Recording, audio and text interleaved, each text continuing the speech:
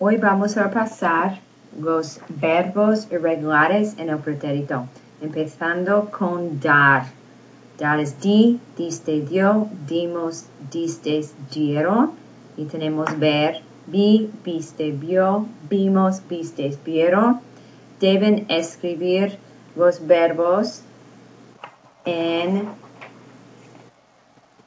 la hoja que tienen para tomar apuntes. So on your note sheets that you have the regular preterite, on the second side, there is a section that says irregular verbs, and then we have dar, ver, ir, and ser there. So what I would like you to do is I would like you to put the conjugations of dar and the conjugations of ver in those spots.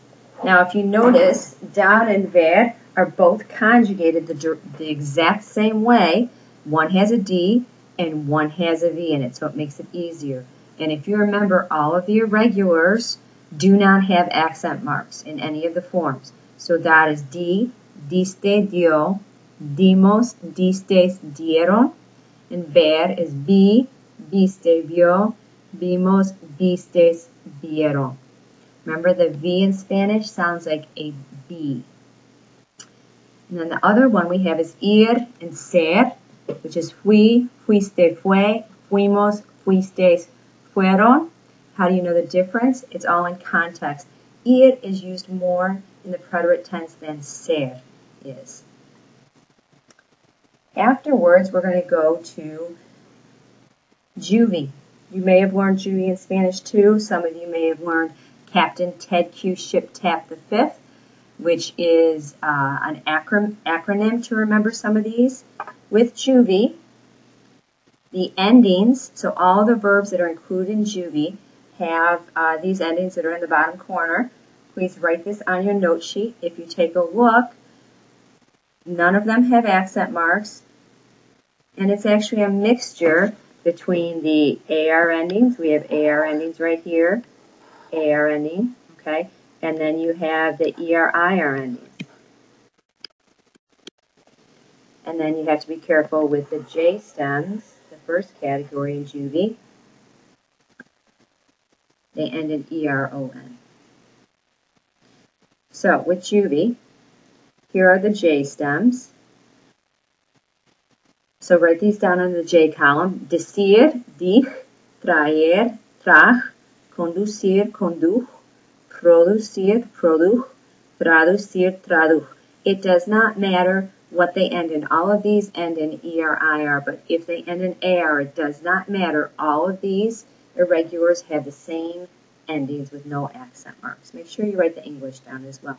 The U family, that's why they're called las familias, they have something in common, is poder, which is pud, poner, which is pus, saber, which is soup.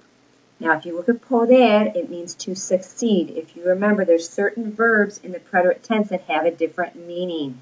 Poder in the imperfect means to be able to or can. Poder in the preterite means to succeed. And then if you take a look at saber, saber means to find out, but in the imperfect, it means to know. So they have different meanings. We have a different meaning here, and we have a different meaning there. The U family, tenemos andar, anduv, estar, estuv, tener, tuv. Again, we have some AR endings in here. It does not matter. All of these take the same endings. And remember with the J stems, if you put them in the ustedes form, it's ERON. It's not IERON. So it's dijeron, trajeron, condujeron, produjeron, tradujeron.